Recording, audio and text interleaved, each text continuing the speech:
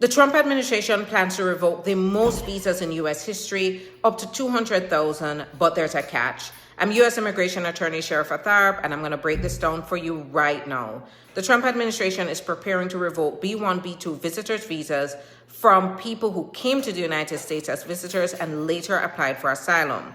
Now, I know a lot of people are panicking. Some are thinking this is for 200,000 random people with B1, B2 visas, but that's not the case. They are targeting those who applied for asylum, but here's what the headline doesn't tell you. Most of these people are already in the United States pursuing asylum.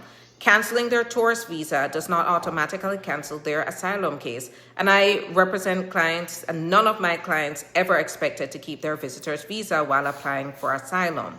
So it does not automatically mean that they are going to be denied or deported. In fact, AP reports that the visa revocations would not necessarily result in immediate deportation. So yes, this is serious, but the headline is a lot scarier than the immediate legal effect for many asylum seekers. Now, here's where you do need to pay attention. The government is saying, you told us you were coming temporarily and then you applied for asylum. That means your intent when you entered could receive much more scrutiny. But applying for asylum after entering on a tourist visa does not automatically mean you committed fraud. People's circumstances change, conditions back home change, and there are legitimate asylum claims that can arise because of that. So if you entered on a visitor's visa and now you have a pending asylum, don't panic, but be prepared to answer these questions. I'll keep you posted. Some breaking news on the 75-country immigrant visa pause in the United States. If you don't know what this is, there were 75 countries prevented from moving forward with their immigrant visa applications. These were very well-known countries like Brazil, Russia, Thailand, whose immigrant visa applications were put on pause. A court overruled this and said that the immigrant visa officers have to scrutinize each application individually, and the Secretary of State cannot pause all visa processing. So because of this court decision, people from those countries will be able to continue processing their visas. However, there are 39 countries still banned who cannot do any immigrant visa processing. A lot of this list is overlapping. The main difference is the 75 countries were banned for immigrant-related visas, whereas the 39 were banned for almost all types of visas. So in my situation, my wife is Nigerian. We got married 2.5 years ago, and we are still waiting for her visa to come to the United States. She is one of those 39 countries. So even though the 75 country pause has been lifted, her country is still banned. Under that ban, if you're an American and your spouse is a national of one of those 39 countries, they are not allowed to get an immigrant visa to come to the United States. They're also not allowed to get almost any other kind of visa to come to the United States either. So my situation really remains the same. I live with my wife abroad. She can't come to the United States, and her country of Nigeria remains banned. But for citizens of countries like Brazil, Thailand, Russia, they are able to go through the normal immigrant visa processing now and have their application checked over by a consular official like it normally always has been. I'm very happy for them, but this is a reminder that there are still 39 countries that are banned. So if you have a spouse, children, family in those countries, they are not able to get a visa to come to the United States. There is still pending litigation around that ban, and so it remains to be seen what ultimately will happen. Wait. Immigrants are panicking right now because of the new visa update, because some families could reportedly be forced out of the United States during their immigration process. So, hola, Riot Familia. Just need to let you know this. The Trump administration is reportedly considering changes that could push more families out of the country while they're waiting on their immigration process. Critics are warning that this could mean longer wait times, more family separations, more denials, and even more immigration backlogs. Just saying, what in the mother freaking bull schnizzle is that? As if we don't have enough already. And listen carefully because this part really matters, okay? Some immigration attorneys are saying that people can get stuck outside of the United States for months or even longer than that while they're waiting for their immigration paperwork to go through. And it all depends on their case. Every circumstance is different. So now immigrant families are asking, do we stay? Do we leave? Do we risk losing our application for immigration here in the United States of America? And with the 2026 midterms coming up, as we all know, immigration is the biggest political weapon that the Republicans are currently using. Again, all of this is a bunch of mother flipping bullshit.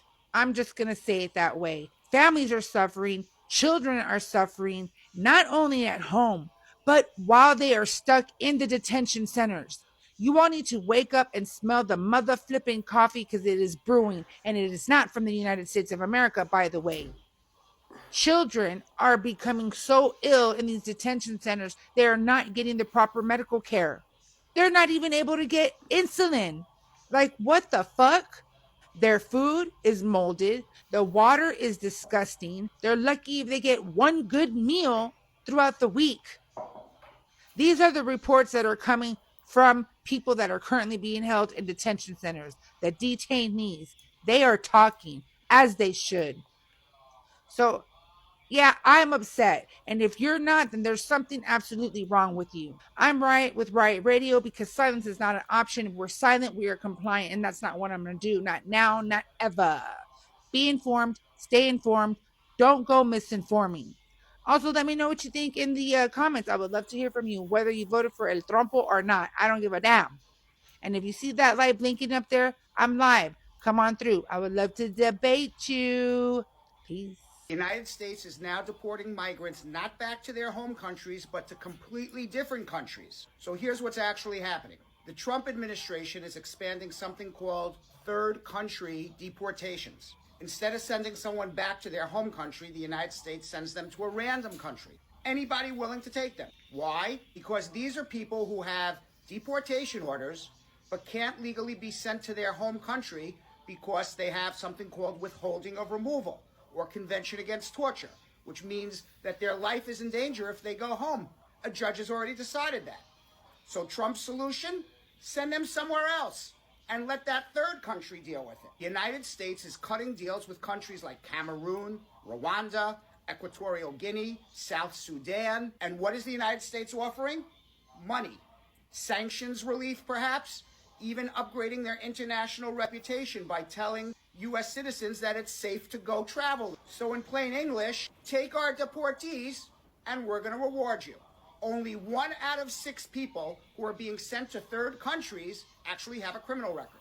If most of these people are not criminals, why are they ending up in maximum security conditions in third world countries with terrible conditions? We're talking overcrowded prisons, no electricity, no running water, malaria, typhoid, extreme heat. And it even gets worse. Most of these migrants had legal protections from being sent to their home countries. And now they're being sent to third countries that may deport them right back there anyway. We're paying millions to countries like El Salvador, millions to African nations, tens of millions of dollars through international programs, all to deport a relatively small number of people who have no criminal record. What if I told you that the Trump administration is planning to revoke 200,000 visas, the largest mass visa revocation in US history? You would say that I'm crazy, but I'm not. It's actually happening. If you entered on a tourist visa and then filed for asylum, your tourist visa is gone forever. If you entered the United States between 2016 and 2026 on a tourist visa and then at some point applied for asylum, your visa will be canceled. So what does it actually mean in practice? The fact that they're going to revoke your visa does not mean you're going to get deported. You're still here on your asylum, but you're never going to be able to use your tourist visa ever again. So what should you do now? If you're going to receive a revocation notice in your email or by mail, check your I-94 and your pending asylum receipt, and definitely do not travel anywhere in the United States. And if you do get a revocation notice, speak with an attorney immediately. And follow me for daily updates. Just like Heads up to everybody in the middle of the consular process or toward the end of the consular process. Immigrant visa appointments in consulates all around the globe are being canceled at the last minute. Many in Mexico, some in other parts of the globe are being canceled, and it looks like these cancellations will probably extend into September. There is no official communication about this, no explanation. There's only speculation on the part of lawyers who think that perhaps there might be some new guidelines coming out, something new related to public charge, although that should only be prospective, not retroactive. But nobody at this point really knows why appointments are being canceled or how long it will take to get rescheduled. So if you are in this process, make sure you think this through before you leave the United States, if you are leaving the United States, because it seems like you could be getting stuck outside the country. And if you are going through this process pro se, meaning without an attorney, now might be a good time to consult with an immigration lawyer about what's next and how to logistically prepare. Guys, if you are undocumented, or say for example you are one of those persons who have a pending asylum, whether with USCIS or with the court, you should not be traveling to the airport at this point. Typically, I'd always say to you that, when it comes on to travel, you'll have to make that decision on your own. I have nothing to do with it. I can't tell you whether to or not. But now I'm telling you, you should not be traveling to the airport, because now I'm seeing for myself where people in these positions are traveling to the airport and they're being detained. Okay? People are being detained left, right, and center. And that's one way to get detained. You traveling to the airport and you have no status here. Your visa is expired, or your duration of stay is expired, or you maybe have a pending asylum. And it's easy for people with pending asylums to be detained, because now your asylum will be fast-tracked in court while you're in detention. So I wanted to share this with you guys. Remember, this is not intended to be legal advice. It's to educate you as you navigate your journey. So if you can stay away from the airports, and as I've always said, whoever it is that you're going to travel to look for, sometimes they're in a better off of a position than you. Let them come and see you, rather than you trying to get your way, trying to get yourselves in, let's say, harm's way, to be detained. Okay? Again, not legal advice, educating you as you navigate your journey.